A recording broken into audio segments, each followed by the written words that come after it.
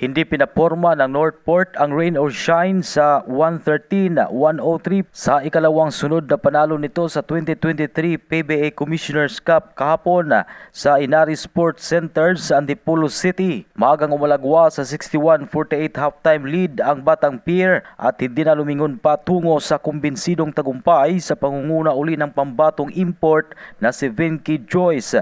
Humakot ng muntikang triple-double na 30 points, 21 rebounds at 7 assists at saug pa ang 1 steal at 1 na tapal tungo sa 2-0 kartada matapos ding ipagpag ang Terra Firma sa 108-103. Doon unang nagpasiklab ang Australian reinforcement sa likod ng 43 points, 10 rebounds, 3 assists, 3 steals at 1 na tapal. Sa pagkakataong ito ay nakakuha ng solidong suporta sa katauhan ni Gilas Pilipinas Asian Games gold medalist Arvin Tolentino na may 35 points, 9 rebounds, 3 assists at 4 steals.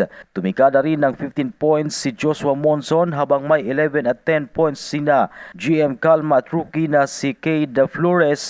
Ayon sa pagkakasunod, lumamang pa ng hanggang 19 points sa 80-61 ang mga bataan ni Coach Bonnie Tan tungo sa tagumpay upang akbayan ang Meralco sa tuktok ng team standings, bit-bit ang parehong 2-0 kartada. Wala pa ding panalo ang rain or shine na naunang yumukod sa Meralco sa score na 107-102 sa dalawang sunod na laro.